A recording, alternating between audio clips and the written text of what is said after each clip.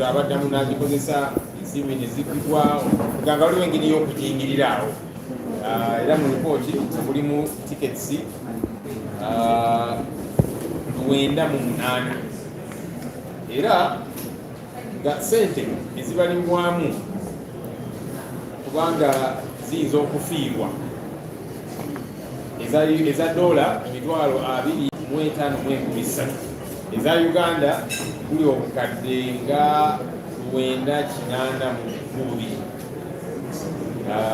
mu ngeri z'ekiyayaaya ate nga ababirimu beba omunda mu Uganda Airlines kubanga oli bwabanga maze genda gyalaga n'akomawo naki oba olina okusazaamu tiketi oba okugigala naki kati bantu bagisazaamu ekitegeeza omuntu oyo abaddamu n'agikozesa then n'ebirala by'okujingirira awo omuntu n'agenda tasasudde ate nga lyalina okusasula so either n'awaayoko ono ow'omunda muyambye okwasaganya ensonga y'okugenda namuwa akasente akatono n'atasasula zonna z'alina okusasula.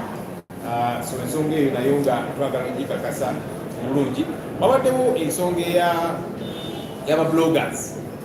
Jannifer Bamuturaki ye nga ye yagenda n'awa contract ba-blogger bano kubawa contract eno bano aba online era bituze tulaba nga abasasula $13,000,000 buli mwezi. Biki bye bakola vuma buli agera ku Jannifer Bamuturaki era mbadde mulaba propaganda eziyita ku zi online ezo simanya spy simanya ki nga yabasasula $13,000,000 buli mwezi okukola omulimu guno era contract eyo yagisayininga n'omukulu Andrew Rumba nga yakulira ye MD managing director wa spy Uganda online era kati tumaze kutegeera lwaki spy eyo n'abalala baze bawandika ebintu ebitategeerekeka naye mu kuwa contract eno teyagoberera procurement nga bwe kirina kubeera waliwo bidding yabawa omulimu ye nga ye company secretary waabwe lawyer waabwe tumubuuziza kubanga erinnya lye kweriri ku contract yali alina okusayininga nga witness naye teyasayininga era naye contract agirabye kaakati kusookera ddala era nakkiriza nti kiba kikyamu amateeka gaba gamenyeddwa ye nga lawyer aba alina okutunda mu buli contract Uganda Airlines gyesayininga era n'akakasa nti kino kituufu kino tukirekemu then olumala n'asayininga naye Jannifer Bamuturaki yagimukweka n'atagimulaka ate mu kusayininga contract eyo bagisayininga mu December omwaka oguwedde naye ate n'abawa ssente ezi-accountinga from Apple nga n'abawa $1,117,000 awo immediately eziraga nti batandika okukola mu Apple ate nga contract bagisayinize mu December batandise awo kugamba buno bubeera buppi era Jannifer yeetaba mu kubba ssente za Uganda Airlines kiba kitegeeza tondolaba yakweka banne yakweka lawyer waabwe contract nga tagimanyiiko era teyawa advice ye nga lawyer otherwise era tugambe teyalikiriza naki so engeri Uganda Airlines gyefiirwamu ssente bintu bwe biti ebyekiyaayaye ne tickets nazo nzogeddeko so ffe twagala okulaba nga Uganda Airlines eno etambula bulungi nga ssente y'omuwa omusolo teyonoonebwa naye ekyo tekijja kubeerawo ng'abaddukanya Uganda Airlines ate babbi be bagibba be bagisokoolamu ssente bino bicontract ebitategeerekeka be bagisokoolamu ssente ku zino tickets zibajingirira naki ssente neziyitawo bwezityo babo ne bafuna akatono byabafunye mu kifo kyoli okusasula ssente zonna z'abalina okufuna so Uganda Airlines ejjudde ebivuyo emiti naye Uganda Airlines eno fenga committee yes tukoze ogwaffe netwandika obuziina obulimu era ne recommendations tugenda kuziteekayo katusuubire nti ensonga zino zijja kukwasaganyizibwanga bwe kirina okubeera kubanga yomulabaddaawo n'abalaata kubanga amanyi yamuwa omulimu Mwai Museveni ate nga amateeka tegagobererwa so bwe tuba twagala Uganda Airlines etambule bulungi nga bwe kirina okubeera tulina okutereeza tulina okufuna abantu abagwanira okubeera mu bifo ebyo abantu abo nga bakola accountability kubanga zino ssente si zaabwe ssente zamuwa omusolo mukyalina kadde okutuusa mulina kadde teekana ki okusobola okumanyiza kuba tulabanga ebintu ebikyali zikyali nyingi naye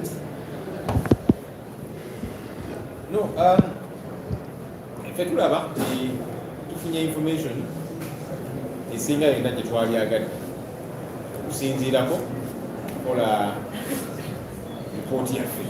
So tugenda kutuula ne bannange kakiiko tulabe oba waliyo ekirala kyonna kyonna kye twali agadde otegeera obulungi nakyo tukifune, naye wano wetutuuse tulaba nga tusobodde okufuna byonna byali mu intelligence report ne tubabuuza then n'ebirala bituze tufuna ngeri ez'enjawulo naffe nga tukozesa obukodyo bwaffe ne tufuna information ebitatambula bulungi naki. So byonna tulabanga information gye tufunye ejja tuyamba okusobola okukola alipoota yaffe, mpozi nga waliwo ekirala kye tunalaba nti kino kyetaagisa awo tuba tusobola okuddamu ne tubayita, naye kitwakafuna kati tulaba nga buli kimu kye twetaaga okukola alipoota okuyamba kulaba nga Uganda Airlines etambula bulungi byonna tumaze okufuna.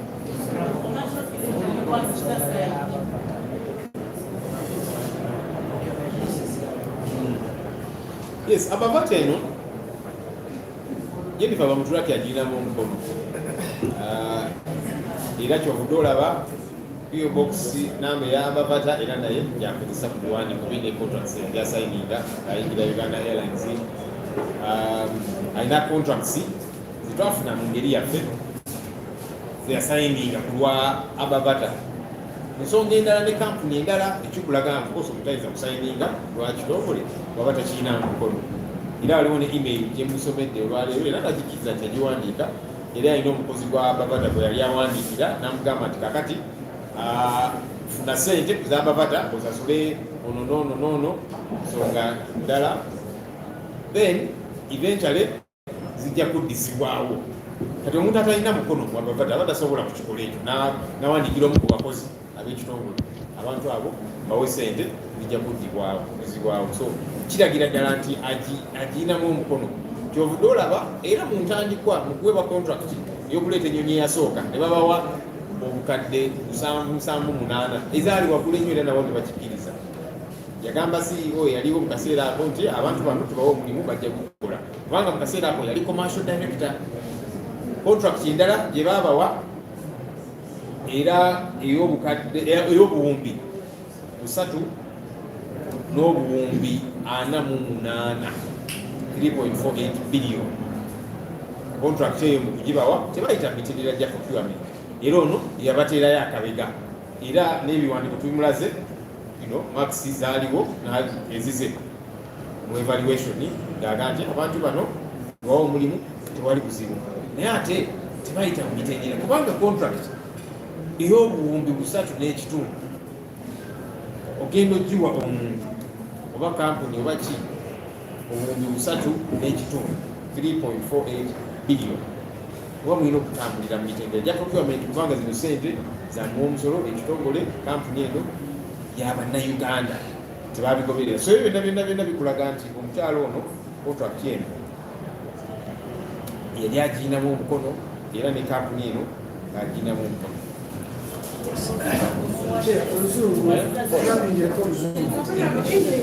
Oluzungu. So in English, so today we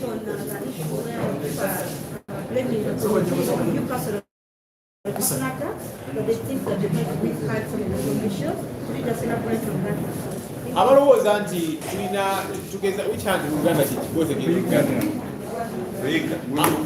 waliyo eyo abalowooza nti oba nze Ssenyonyi oba Kajuka Sase tugezaako okuyigganya Jannifer Bamuturaki ne ttiimu ye. Okusookera ddala abasinga okuwandiika ebintu ebyo online be abantu Jannifer Bamuturaki bazasasula miliyoni 13 buli mwezi ku ssente za Uganda Airlines bawandiika ebintu bino ebitategeerekeka, naye ffenna tukola mulimu gwaffe era buli kye twogerako tewali kyesoogerako nga sirina bukakafu. Era naye abadde yeewuunya engeri gyenfunamu information eno olumu wana naye nina soosezi zange nali mawulire okumala emyaka 14, so kyalinamu institutes ezo ez'obunnamawulire, so nga information nga buli kimu kimulaga nekimusomera n'akikkiriza. Singa ogamba nti akigaana awo gamba Ssenyonyi tugezaako okumuyigganya naye mbimusomera emulaga sigirikya nakkiriza nti yabisayininga. Kaakati oli agamba atya nti muyigganya ye kennyini yabikkiriza ebintu bino. So in English, I'll begin with that issue perhaps. There are people who think that whether it be Senyoni, an individual, or Kosase, Parliament, we are trying to witch hunt Jannifer Bamuturaki and her team. That's preposterous. Firstly, the people who are doing these things are the online publications, which Jannifer Bamuturaki has been paying 13 million shillings per month to do that job. You know, paying them using Uganda Airlines money to write all these crazy things. But look, you cannot say it's witch hunt. If I've gotten information from my own sources and so on, I read it to her, and she admits she wrote that email, or she signed that document, or did follow procedure, and so on. She admits herself. So how does somebody say, I'm witch hunting her? Because witch hunt would be if there are things that either don't make sense or things that are untrue, you know, there you would say. But everything we are putting out, she admits. So there is no witch hunt. We are doing our job, and we shall not be intimidated by anybody. We today continues to inquire into Uganda Airlines, and one of the issues that we were concerned about was a contract which Jannifer Bamuturaki entered into with an online media publication, like Uganda, something, to pay them 13 million shillings and a few others, 13 million shillings per month to do this work. The challenge, she did not follow the procurement guidelines because you're supposed to do open bidding, all right? That didn't happen. She handpicked these ones. She signed the contract herself with the one Andrew Irumba, who is the CEO of SPY Uganda. And the name of the company secretary, the lawyer, was written there, but he did not sign, and yet that is a requirement. The lawyer, he said he saw the contract today for the first time, and he admitted that that was irregular. Ideally, the company lawyer is supposed to advise on every contract, read through, give input, and then eventually sign as a witness, and then the accounting officer does so. But Jannifer Bamuturaki hid it from him because she knew that what she was doing was illegal. Okay? And no wonder there is no value for money. But also, she backdated, because the contract was signed in December, but then upfront she paid them money dating back from April to December, 117 million shillings, which accounts for 13 million shillings for each of those first 9 months. So they were paid for nothing. This is outright thuggery. This is theft. And we are going to hold Jannifer Bamuturaki responsible because she did that solely. If the legal advisor had advised, then we would also hold him responsible. But he said, no, I didn't know about it. I'm seeing it for the first time. It is actually irregular, but it was signed without my consent. Yeah, these are some of the things that are causing confusion in Uganda Airlines, all the different clauses.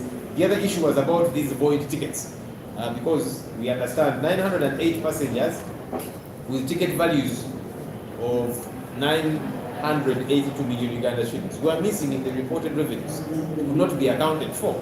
You know, of course they say they are trying to sort it out, but you see, what that means is somebody flies and then they fly again using the same ticket without paying. There's forgeries involved and all of that, and clearly it's a conspiracy between staff members and some of these people, and eventually, occasionally, a financial loss. This is something that we also want to get to the bottom of, because ultimately, for Uganda Airlines to function properly, you must have the right people running it, systems must be in place, procedures must be followed, all the lacunas have got to be plugged.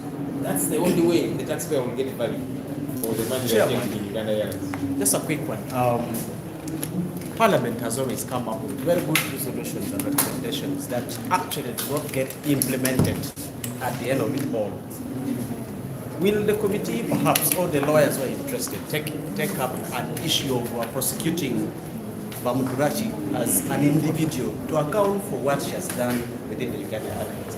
And then lastly, you would explain briefly how the figures are shifted, because yesterday we talked of a different figure, today you talked of yes. And then the 3.48 billion catered for what exactly within the contract period? Well, the 3.48 billion, they say, was to do PR advertising for Uganda Airlines. You know, whether it happened or not is a different matter.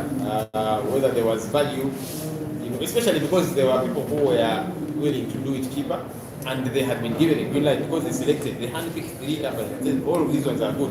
One was offering, you know, to do it at a much lower price, for 2 of them. But they gave this one because, clearly, because Jannifer Bamuturaki has got a hand in Ababata, so the figure, actually the actual figure is 3.48 billion. Initially they had told us a less figure, but we asked them to bring all the documents. And they brought a heap thinking we shall not read, but I took time, I read throughout the night. I slept at 4 a.m. because I was reading those documents, trying to pick out all the different things. And so it became clear that the initial amount which they told us of $540,000 US, the actual amount, according to the documents which they gave me and I took time to read through, was $897,000 US, which brings the figure to 3.48 billion Uganda shillings. Then your question about Prosecuting yes, what happens to the reports? Of course, our mandate is to be able to highlight where are the challenges, make recommendations, what should be done, and we normally make recommendations. Prosecute this one, fire this one, etc., etc. We make those recommendations. Sometimes they are not acted upon. I have been telling the leadership of Parliament that Parliament needs to be taken seriously. When we issue recommendations, they are passed by the whole House. Let's use the tool that we have, which is appropriation. So before these entities come back to Parliament for more funding, we say, hey, you are supposed to take action on these recommendations. If you're not taking action, we're not giving you more money. Okay? That's how Parliament will be serious. Yeah? But aside from that, we're also trying to push, and that's why, for example, you saw so on. Yeah, so there's those things that we'll keep trying to do, but by and large, I think that Parliament needs to stand on its 2 feet and say, as an arm of government, when we issue recommendations, they're supposed to be acted upon, because there is no way these entities will get better if there is no shade in our.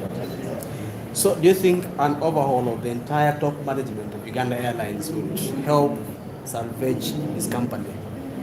Well, I don't want to assume recommendations now. I'm going to sit with my colleagues, the entire committee, and we are going to come up with recommendations. So I don't want to say what I imagine.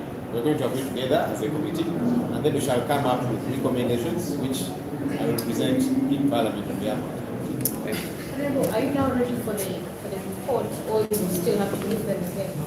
Like I said, we so far have thrashed out everything the Auditor General raises, and also the other issues that we picked up through our sources.